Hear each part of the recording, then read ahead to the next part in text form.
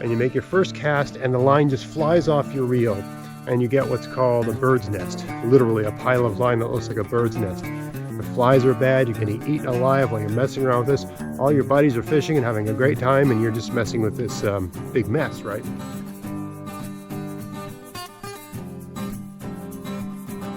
Hey, it's Greg here with Outdoors on the Cheap, and today I'm going to put some line on a fishing reel, on a spinning reel, an open face spinning reel. And I'm going to show you the knot you use for doing that, called the Arbor Knot. And I'm also going to talk about a few other nuances about putting line in a spool and some little tips so that, you know, when you go fishing, things don't go all to pieces.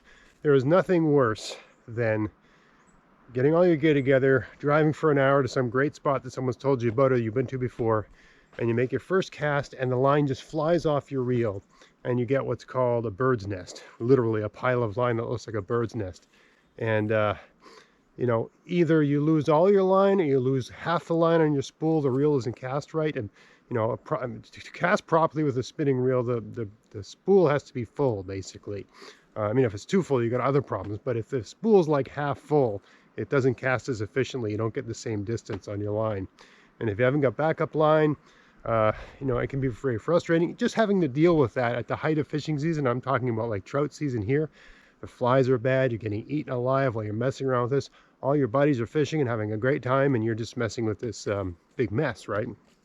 So I thought I'd give a few tips to avoid that as well, not just putting line on the spool, but to minimize the risk of that. First off, the Arbor Knot. I'm going to use this stick here to give you an example of what I'm talking about, because this is basically like the spool of a reel. Okay, for an Arbor Knot, I like to wrap the line around the spool twice. You don't have to. Okay, and then what you do is you just put a simple overhand knot around the main line. Okay, and then you put another overhand knot on that. And then you start cranking it back and forth. This is a jam knot. It's the same knot, right? Except you've got it around there. Once you've got that snug down really good, right, you cut it off, you know, as fine as you can. You put up maybe 1 or 2 half hitches around it, right? But that's the trick, right? So let me show you that again.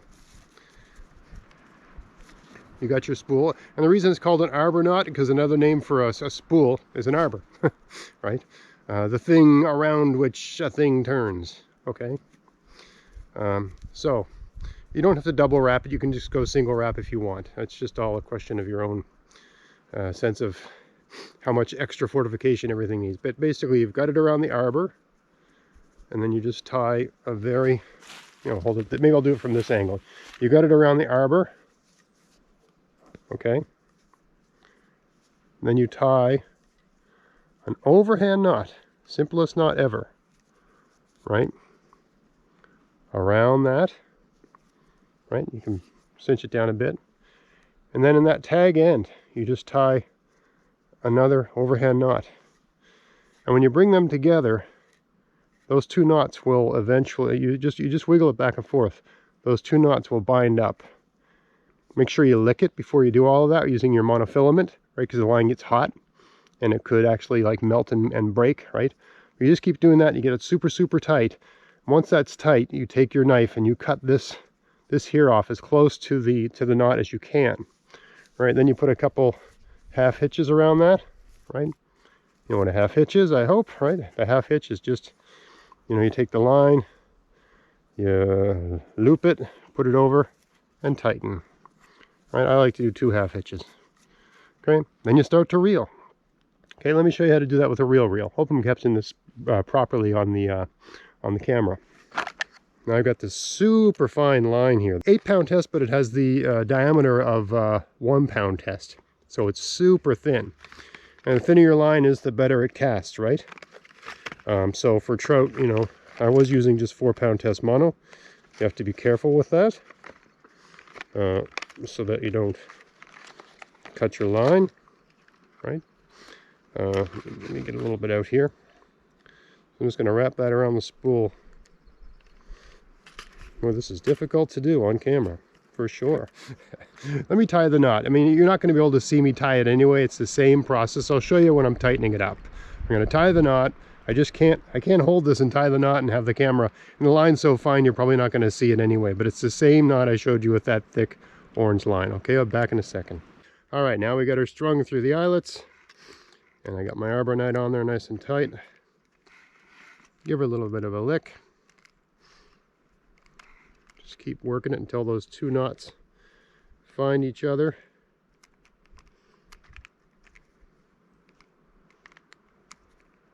There we go.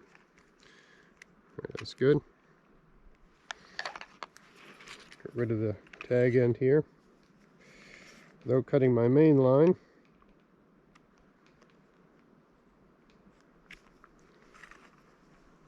All right.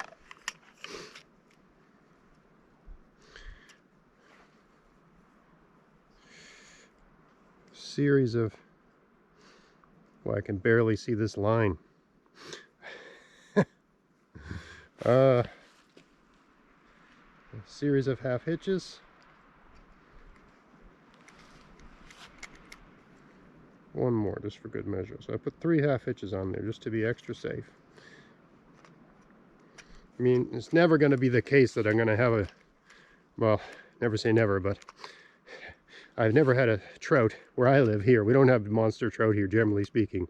I've never had a trout spool my reel and bring me down to nothing. Right? You're going to put a lot of line on a reel. You know, when the line's this thin, you get a lot of line on there. The trout would have to, you know, they got 100 yards to run before it spools you. I've never had a trout run that far. Anyway, now we got to start winding the line onto the reel, but there's a trick to that. Okay, so let me show you that in a second. Here, let me get set up for that. All right, so I got this spool, okay, just jammed onto a branch of a tree. All right, like that. It should be snugger, but that should be okay. All right, but then the trick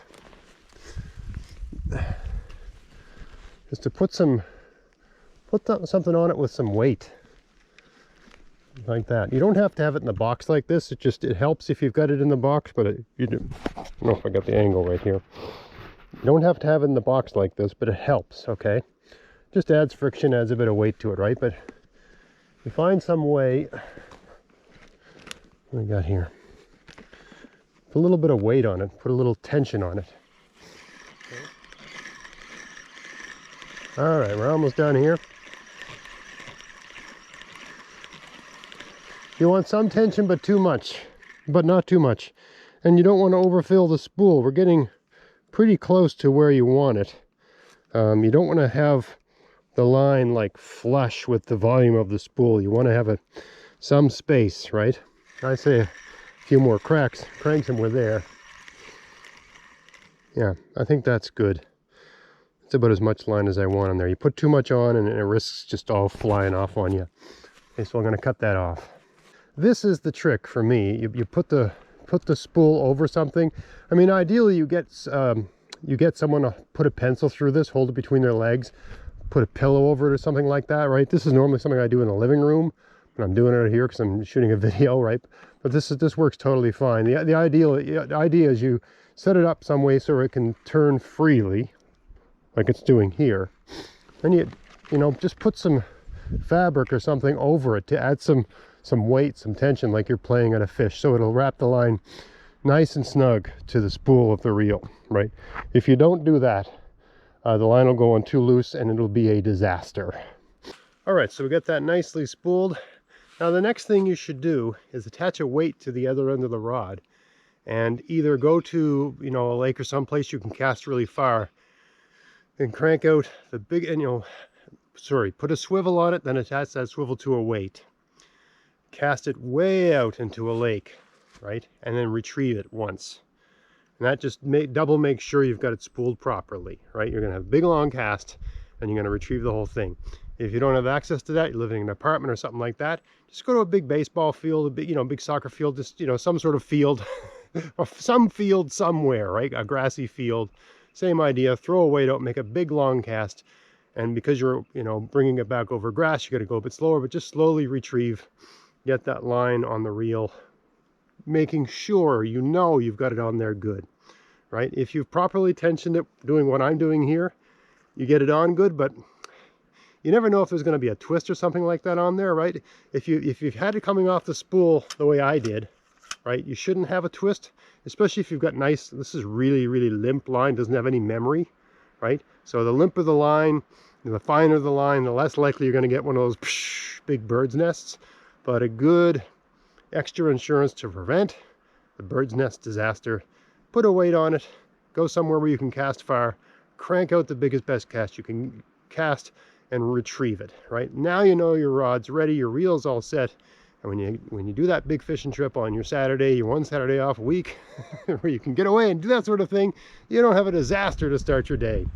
All right, so I'll be shooting some fishing videos soon. Hopefully, get the right day, get the right time. Hoping to get up this afternoon if things go my way and the weather lightens up a little bit. But maybe I'll take you with me for that. I hope you liked the video. If you did, please like, share, subscribe. And until next time, enjoy the outdoors on the cheap. Thanks for watching.